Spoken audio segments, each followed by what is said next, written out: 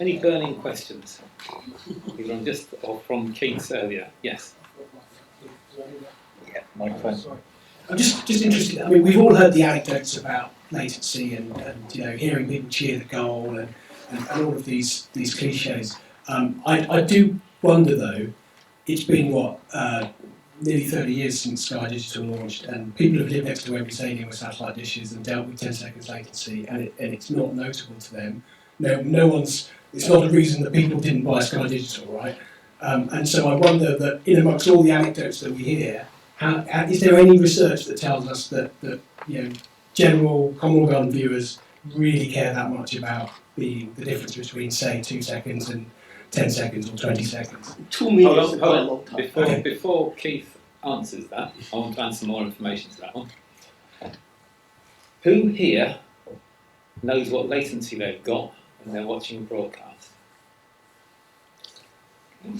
You are an odd lot, admittedly. Who cares? Okay. Notice that only about 50% of those who knew actually cared. Keith, go on then. Yes, whoever cares is that the way the people watch. The way would you like to run a business on the number of people who care? I do. That's what the customer pay for us. Okay, we have quite a lot of tier 1 customer paying for that, especially when they compare with 2 minutes late. And some people try to improve the latency when the buffer fill up and they accelerate the payback. That is Amazon Prime, I can tell you that. Because I looked at that, the guy run fast 100 meters than using board. I say, wow, that's amazing. And then I measured that it was faster than usual. When they pack loss, they just slow it down. Okay. So some people do care, especially the way the people watching TV nowadays. They always have the mobile phone, have the instant message, and they're chatting each other. Okay. So some people say that go. Okay. For example, the other day I was watching the tennis, and I sent a message say, okay. Shannon just lost and he threw up, and the other guy said, what happened? He's still paying. Okay, so when someone texting you, okay, instant message, I think more than 40%, someone already said about that, how many people watching TV as well have the mobile phone, and they talk to each other. For example, one of my customers, he was in Singapore, and on the phone with his friend in California, and he was 1.5 minutes ahead.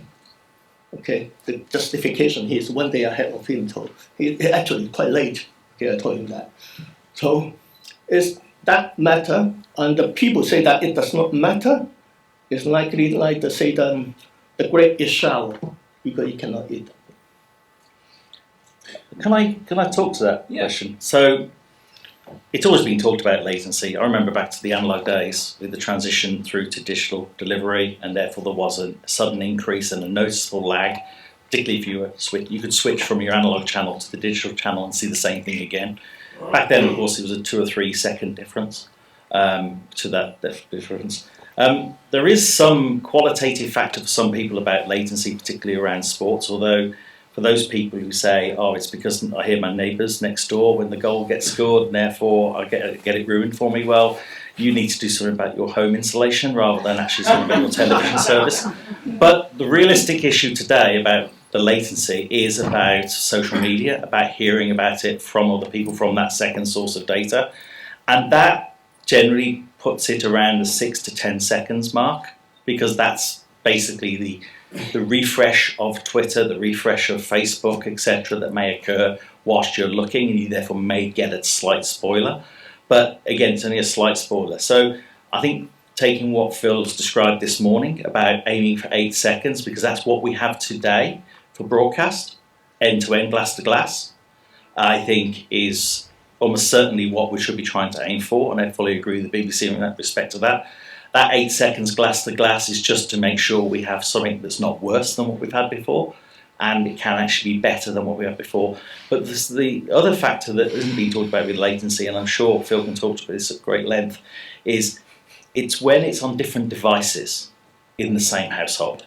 And at this moment in time, there's no synchronicity between the stream being received on a device in the home, depending upon the behaviour of the player that's built into the device, depending upon the nature of when they started the stream, when they cut into the stream, and there's some variability to that. So you can get some variation with that. And I've seen some worst case scenarios, one device compared to another device of exactly the same one being out by about 20 to 30 seconds because of just some occurrence in the way it's not synchronously kept.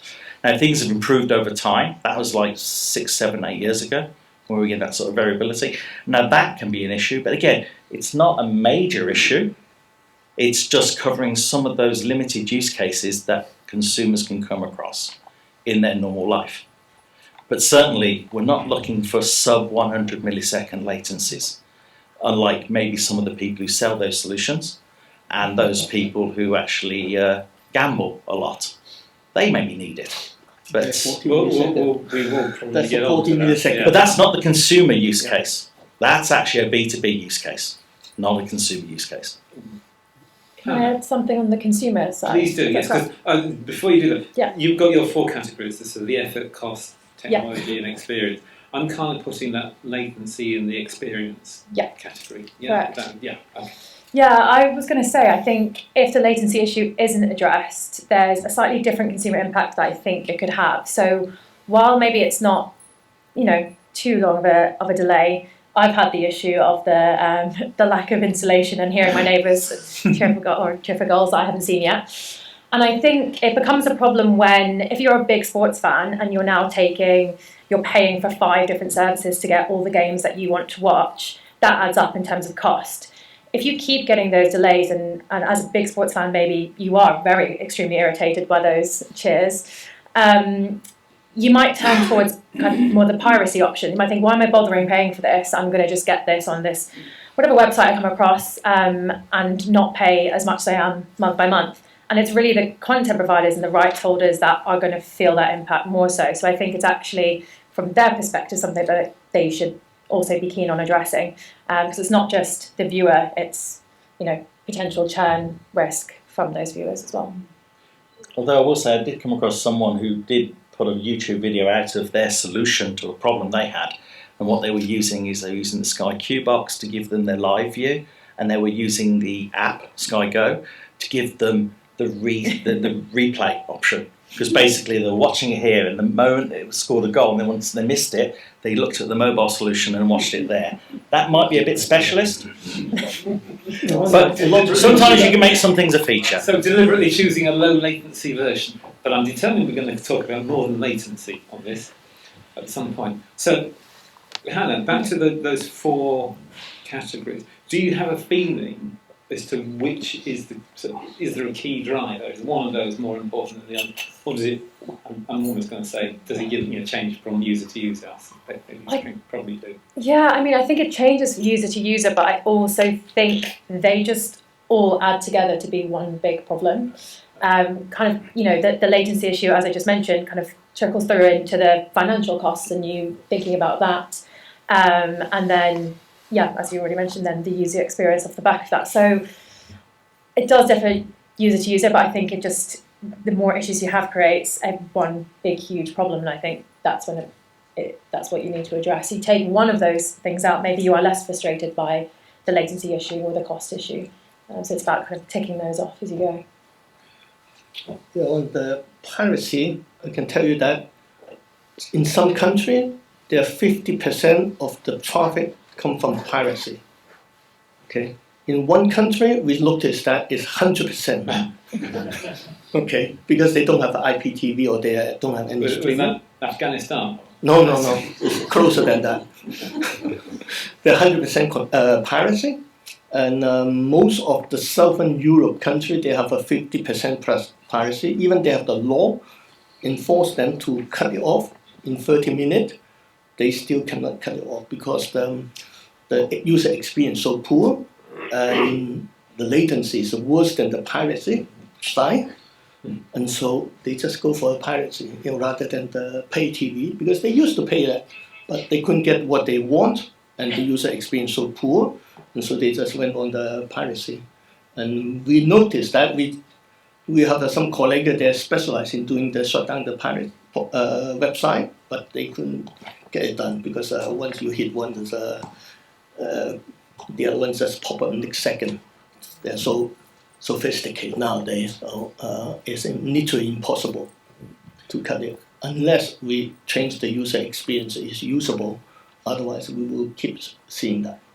One of the things Ian, I noticed you were getting quite sentimental about some of the sort of the problems. Not sentimental. Including some of the problems that you seem to be thinking aren't going to go away in terms of sort of pointing your aerial. We're going all IP. I think Hannah, even you mentioned the sort of hybrid resilient. We don't want to be hybrid resilient. We want to go onto an IP platform. Yeah, don't get me wrong. I actually believe that an IP-based delivery, if you've got the capacity and preparation in your networks for it, provides a simpler customer experience when it's done well. Because all that's required from my device is I can place it down. I have to just log into the Wi-Fi network using a simple one single digit, which can be a barcode, for example. And I'm connected, and it works wherever in my house, generally, as long as my Wi-Fi is working throughout my house. There are a lot of provisos there, but simply, it is a simpler experience. My own experience of DTT, and I've caught it from several people here present who talked over coffee about this, we all are aware of the challenges sometimes with getting the services. My daughter, for example, I've got 2 daughters, and of the 4 last buildings they were in that had television delivery over the air, 1 was working, 3 were not. And when I say not working, I mean the signal was present, it was just too low quality for it to be correctly tuned to and to provide a consistent experience that stuck around for more than a few hours. Certainly overnight, when the TVs generally retune based on the signal they've got, and they lost the channel. So in the end, they would give up, move to IP, and every single place where they've moved to, they had consistent, high-speed broadband that provided them access to every single IP delivered version of that content. Yeah, their issue was about the mechanism, and I think that's what I wanted to try and remove, is that rose-tinted specs view that broadcast works. It doesn't a lot of the time. It's not everyone's out of action, it's just there are so many edge cases around the transmission parameters that we have, the way people receive television in their homes, what they have to do in terms of wiring in those familiar cables, that actually there's a lot less than those 98% viewers who are actually using DTT. But with IP, as long as the IP works, it either works or it doesn't. And when it works, the issue then is on the ISPs to make sure that those video bits are still pumped to my home. And that, certainly going back to my history, so in 2000, end of 2000, I did a broadband strategy for BT. And fundamentally that was saying that what everyone wants is an IP pipe into their home that will deal with all of their communication issues. That's broadcasts, television, radio, video on demand, telephony. This is 2000, so everyone's talking about 3D telephony. I mean, that was the idea of my mother standing in the kitchen with me was not really appealing. I suppose that could get worse, but still. So yeah, funnily enough, 3D telephony is never kind of taken on, but a lot of the other stuff is. The only thing that's changing is kind of like the level of definition that we're getting and the size of the pipe we need. But that simplicity of having, or apparent simplicity of having, an IP pipe that comes into your home, deals with all the connectivity issues with your home. How hard can it be? It can be hard, but I actually think people just don't talk about the broadcast problems as much as they talk about their Wi-Fi problems. And I think people have a lot more partly because they see broadcast their issues. Wi-Fi problems and their problem as being their problem, and they see the broadcast problems as being. No, they see their Wi-Fi problem as the RSP's problem, to be brutally honest. They'll phone up Sky even if it's their dodgy Wi-Fi router they're using instead. I think that's one of the issues is, as an everyday consumer who isn't one of the people in this room, you don't know that it's the broadcast problem, you just think, oh, my Wi-Fi's playing up. But similarly, when your TV doesn't work, I've seen the call-outs on Facebook local groups for anyone know someone who can fix my aerial, anyone know why the TV's gone on the blink, anyone know why Sky suddenly stopped working. Those issues occur today, and they're out there, It's just they're normal. They're seen as being familiar. Whereas the Wi-Fi issue, it becomes a bit more of a black box to people about how to solve those issues. And I know many ISPs have tried their very best to educate consumers. I made reference myself to that. My wife hates the fact that the Wi-Fi units are on display. I think in other people's homes, the wives win the battle and they end up in cupboards and not actually working particularly well. So don't you think it's possible that people don't put on Facebook about their Wi-Fi problems because they're so common, whereas people have problems with DTT or DSAT? Sorry. Whereas people who have problems with DTT or DSAT find it unusual and exceptional, and therefore it's worth posting on Facebook. No, I think actually you'll find that those people who can't post on Facebook because their Wi-Fi doesn't work. Not there and then. I actually do see that as well. The people post about their Wi-Fi, and they do use the word, the phrase Wi-Fi. I think TalkTalk made a big blow about that in the last couple of weeks in their relaunch. That actually people don't think it's broadband, it's Wi-Fi, and I think that's really honestly true. But similarly, there is that challenge about making devices work more reliably and effectively, and the realisation that in many people's homes in the UK, one device doesn't work. One device located in a hallway doesn't work because it needs to actually cover a space that's got brick walls between every room, and it's gone within 3 walls. We have a question first. Just a very quick one. So in my house, it's a 2-storey house. At the top of the apex, I have a chimney. Top of that chimney, I have a 10-foot pole. On top of that, I have my antenna. I've never had a DTT issue. And I'm wondering how common that is. And I was wondering if we could have a show of hands in here, people who've had issues with their DTT losing service. There's a lot of it about. I was expecting more from what you were saying, but yeah. I think you'll find as well, some people don't realise it because some people, as long as they've got BBC One, 2, ITV and Channel 4, they're fine. And they fit into the 98.5% bracket, not the 90% bracket who don't have all these other channels like HD channels. So are you including FreeSat in there?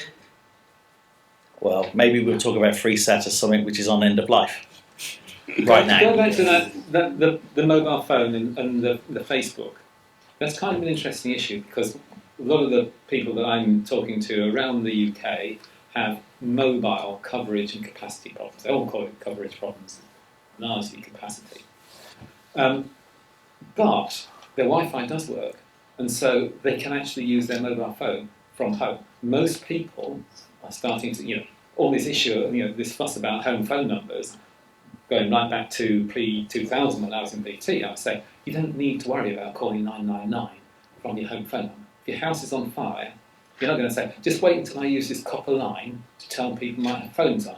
No, you're going to get out of the house with your mobile phone and make the most of it, aren't you? So some of these things we don't need to worry about.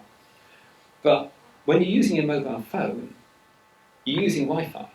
So you've probably got WhatsApp on Wi-Fi and you're actually calling using Wi-Fi, not your mobile signal. And most people don't even realise it. And maybe that's what we need to be moving towards. So you've got the TV coming into your home by whatever means, you just switch the television on and it works. Would that be nice? Yeah, I think that is the thing. That's why I mentioned this morning about the fact that this TV to IP transition is the second transition. The first one's going to complete in January 2027. That's your phone system. As of January 2027, there is no telephone system. There is a VoIP line connecting to a server on the internet. And that's what it works. And as I said earlier today, my mother-in-law doesn't know. She doesn't have to know, it just works for her. And that's what we've got to do when it comes to television. And that's what I think Sky set out to do with their Sky Stream and Sky Glass products. They advertise it on the basis of no wires. Of course, it still needs a power line and it still needs the Wi-Fi to work. But that television can be placed anywhere in the home, any odd position you want. You don't have to pay some installer to run a bit of cable through to the back room or to pull it up, hang it up on the wall. The Wi-Fi, generally, with good care and attention, you'll have good Wi-Fi throughout your home. It might require some extenders, it might require some mesh units, but you can end up with that working in your home and you can literally watch television anywhere in your home and it will work. And it doesn't. And if you don't want it in your main bedroom and you want to switch to the other bedroom, you can move it, and it doesn't cost you effort. Question. Thank you. Just pick up on that point, a couple of things. So the excellent DCMS report on the future of TV distribution highlighted in-home connectivity as a key challenge to migration to IP. Be interested in the panel's view on that. And then, this is education Q&A, how do we get people to understand that difference between a problem of delivery to the home and a problem into the home? When my village got fibre, I was inundated with support requests from my neighbours saying, my fibre's not working, I only get 10 megabits in my kitchen. And then I had to talk them through that process of understanding, well, maybe you need to do something about extenders or, you know, the things you just mentioned. Last question, Wi-Fi 7, MLO, is that going to help the problem? Do you want to cover any part? Or I'm aware I'm talking a lot. Yeah, Wi-Fi 7 is a good thing, but you need to wait for everyone have one at home. It's not yet common, Wi-Fi 7. I don't think it's going to solve the problems that we've got with. Not really solve the problem yet. You can put some Wi-Fi mesh, but the easy mesh is anything but easy. Okay. So. But talking about the delivery around the home, we have obviously ISPs who are taking more responsibility for giving people guaranteed performance based on the Wi-Fi speed, not the line speed. I think BT's one that sticks out that they've been talking about that. Certainly Sky have also been pushing the fact that unless you can get this speed, you can get your money back. Yeah, and that's part of the help. Having better devices to provide that service is also something which ISPs have been doing. Still not necessarily the middle or the top end of the pack in terms of performance and capability, but as long as it's consistent, it will solve the problem, because we're talking here about making sure 20 megabits per second or 50 megabits per second get to somebody who's on a 500 meg line or a 100 meg line, an individual device, and if we can't, that is certainly achievable by many people, but it does require education about the fact that you can't hide the router in that wardrobe or place it only in your hallway or in the back of your house or something. It's got to cover the whole house in some way, shape or form. And that's a challenge. But in terms of whether people should care, actually no, I think people should just care about it. Does the Wi-Fi work to where I am in the house? I think there are other aspects to this. I mean, in a sense, back to those 4 categories. Someone this morning, I can't remember who it was talking about sort of the other things. So healthcare, social care, sort of stuff like that over IP. And you know, one of the things I'm kind of keen to do is, can we use the TV as being one, a driver of demand, but also a driver of understanding of how to IP your house so that stuff works? Is there anything that you kind of like looked in terms of how the sort of the TV challenges can come wider in terms of that? I'll put you on the spot. Yeah, sorry, I realised that was really quick. No, it's an interesting question that I've actually never thought about. I think right now, I just think people are, from all the things that we discussed through our various presentations, people are finding their TV a very confusing place right now. And then the new models are coming out which have even more apps on there, or you can get some kind of like healthcare fitness apps on there as well as your TV apps and your music apps. And I'm just not sure right now that TV is the right place for this kind of extended environment, because people are already trying to just find a TV show they want to watch, let alone trying to get some kind of... I suppose part of the thinking was the Wi-Fi issue. So if people are saying, okay, I need to get my TV working in every room in the house because that's where I watch TV, so at least you're then using that as a sort of advanced, get the Wi-Fi working throughout the whole house. I mean, I'm kind of admit I'm all on this. My house was built in 1675. And the office is at one end, the sitting room is at the other end. I have one television, it's about that size. And so I've got a Cat 6 cable running from the fibre in at the office to the sitting room just to power that, which seems a bit ridiculous. But the walls are 2 feet thick, even indoors, so, That's the familiarity thing. So I'm guessing that an RJ45 cable, Cat 6, or of any cats at all, there's lots of cats involved in the internet, that is not familiar to many people. So they don't necessarily know what they've got to do with that. They wouldn't even they probably think it looks like a telephone cable, and they probably have tried their telephone cable jabbed in the back of the router as well. But that is the familiarity issue. People are very more familiar with solving their television cable problems with an amplifier and buying the right cable from Woolworths or wherever you want to buy it. Sorry, I'm a bit old. In a land where Woolworths still exists. Yeah, but the key thing is they're familiar with solving the problems with that. They're not always so familiar with solving the problems of Wi-Fi. And I remember the comical PR releases from Virgin Media about making sure that you don't put your router on the other side of the fish aquarium, because that blocks the signal completely. It's opaque to a Wi-Fi. Yeah, but not many people have an aquarium in the middle of their houses. But what they forget is that we're all just bags of water, so we ourselves get in the way and interfere with it.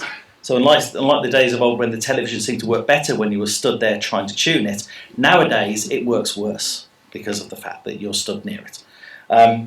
But yeah, I think it's about familiarity. It's about giving them the tools. Although I am heartened by the sarcastic responses to some people commenting on Keir Starmer talking about the average 60-year-old or 70-year-old using an iPad, because the general response to that was, yes, many 60-year-olds have got iPads, and they do use them, and they are able to use them, and they're familiar with them. They may be a little bit special about them and not knowing every aspect of them, but they will generally are using them. It's not such a strange idea after all. Many of the people in this room, don't take this the wrong way, are in our 50s. Mm. Yeah, we are supposedly the decrepits that they're talking about and can't use these systems. And yes, we can. And yes, my 88-year-old mother-in-law can. She does. She needs a little bit of help, maybe a little bit, but she generally is. And actually, the generation that is in their 60s today are the same generation who had the first home computers. So they are able to deal with these things. It's just the fact that maybe the familiarity with some of the technology isn't there, and we just need to give that familiarity to know, for example, instead of a coax cable being run across the house to get TV in the back room, sometimes I might have to connect an Ethernet cable instead. Any more questions? Comments? Heckled? Is it comment heckle? Yeah, just a silly comment, because I'm known for those. Oh, sorry, we're going to get the full value of this. Hang on. Hello, everyone. Right, an absolutely stupid question, no doubt. So, if you've got really bad latency or erratic latency, how do you know what the time is? Well, actually, that is a big issue in the BBC, isn't it? You have to watch. A little secret here is one of the best and most accurate timepieces that everyone has got is their mobile phone. Yeah. Because it is a combination of internet synced and GPS synced perfectly. And your watch as well. Well, no, watches are really bad normally. My watch is 10 minutes fast. Yeah. Dirty Dirty secret, only smartwatches are actually adapted to actually sync their time to the internet. But it depends how you set your watch, doesn't it? If you set it off the television, then are you 2 minutes ahead? Or Yeah, you will be. 2 minutes behind? And you have been for 20 years probably. The only thing that made me care about the time was the move to Teams meetings post-COVID or during COVID. Up to that, if you arrived up to 5 minutes late, no one noticed. I mean, 5 minutes late, people hadn't even started counting, had they? Now you're about 30 seconds late, and they've already started. When did that happen? Just to sign up to the time on the television is ultimately GPS locked and it's very accurate. Yeah. It just might be slightly out. No, It's not delayed. It's part of the standard. It's very accurate. You're correct. It's NTP synced. And it's sourced from Mhm. a very accurate source for its broadcast, and it's not subject to delay. Oh, I'm talking about, no, but the device itself pulls it from the internet generally these days. Another question rather than the heckling. Yeah. So this is slightly more of a product question than an engineering one. But one of the major blockers we identified in that talk was the need people to sign in. Are there any solutions to that? Or is that like scanning a QR code, is that the best we're ever going to be able to do? Do you know what I thought about was when you showed that remote with the keypad on the back? I was like, do you know what, that would be really handy to log in, because I find typing with one button extremely frustrating. So I was like, oh, a keyboard. Absolutely. I mean, the idea of where you got your mobile phone with a fingerprint scan, Yeah. because we just use this for everything. To be honest, that's the thing. That's what replaced that remote control, is that it is the mobile phone now. In fact, I had the surprising situation the other day when I brought up the Apple TV and a login screen appeared and my phone automatically switched to a keyboard entry for the Apple TV. That's an ecosystem. That's a design approach. That's a product question. By the way, there are never just product issues. They're all engineering issues in the end. I'm sure lots of us in the room have had that. I think on the use of QR codes, although they don't look the most appealing, they are being widely used and are continuing to be introduced in other areas, like e-commerce shopping, having those kind of interactable, shoppable ads on your TV. They all, at the moment, use QR codes. So until there's a nicer replacement for that, I think it's at the moment the easiest option. And QR codes, there are worse situations. I think the key issue for television services today is not that I have to do that once. It's the fact that I have to do it on the service provider's device once. I then have to do it for every single application that I then have to run. And that is monotonous and only for those people with OCD like me. And I think this is exactly what I was going to chip in with, which is that's the biggest burden isn't entering one password, it's having to enter 6, 7, 8, 9, 10. And I think there is a solution to that, but it requires using OpenID standards and cooperation. But these guys use all OpenID.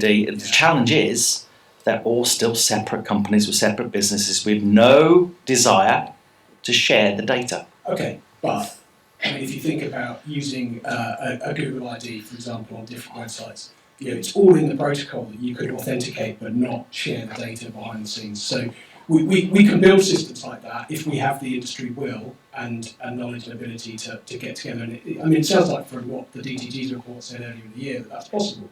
So I think we should embrace that idea. I'm not going to pick on Google. They're in the room. But I will say, the reason why many will not do that is because then it's Google's data and it's not shared back to the service operator. Okay, but it's technically possible, but it's commercially and organisationally incredibly difficult. Okay. And I think that is we'll get back to that. I think I'm agreeing with that. It is difficult, but I would say that there is definitely, you can draw a line between the authentication and then what happens after that. Right, so there's a way of tokenising the authentication that then allows you to not share the data behind the scenes. I'll just leave it at that. Well, I would say one thing. There are operators out there who have these single sign-on systems for their own logins, particularly in the US. And it's been a system worked out over many years for how they do OTT apps in the US to synchronize, to integrate with Comcast, for example. I think in the continent of Europe, I haven't seen that level of cooperation or enablement put in place. So much so that even those platform providers that have a login system to their main device still require login authentication to all the other applications separately. And at best, they might have one or two that are integrated. But generally, as a rule, for all the different sort of 10 to 15 apps that we tend to end up using, they're all separate. We've got another question at the back. Oh, sorry, question there first. I was just going to say one last thing, which is just that's the challenge, isn't it? Just to your point earlier, Ian, about what the user wants, right, is one sign, right? I think that I will leave it. It's a bit rash, but still, yes. A question on usability linked to piracy. Do you have any data on the people that are using Fire Sticks? I've got lots of friends that say sorry to me frequently, and then show me the app that supports the Fire Stick. And similar to what you were saying earlier around the old school EPG that's familiar to people, they're very proud in the way they just, look, here's every channel under the sun. Obviously, it's not a lot of effort to set up now. Financially, it's really cheap. Is there anything else that we could maybe learn from in terms of what they're getting from an experience perspective?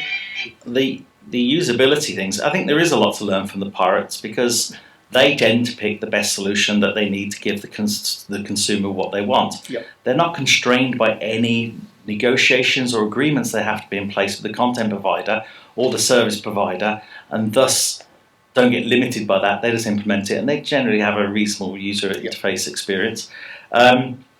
What we can learn from it, learn all of that, is make your interfaces better. But I think that the figures I love to go back to with the Fire Stick thing is, I think about 2 years ago I saw a number that said today there are 7 million Fire Stick applications in use today in the UK. That's why I thought it was quite interesting on the data, because it showed in the 18 to 24 demographic it was quite low, and I just chuckled to myself. But of course, Amazon is solving that problem for us, because it means you can't sideload an application. Those apps will not be deployed on Fire Sticks in the future. We do actually have, annoyingly haven't been able to dig into the data because we only published it yesterday, but we've asked in our consumer survey around piracy and what devices they're accessing it on. I did have a really quick glance, and streaming sticks were one of the top ways that people are accessing piracy.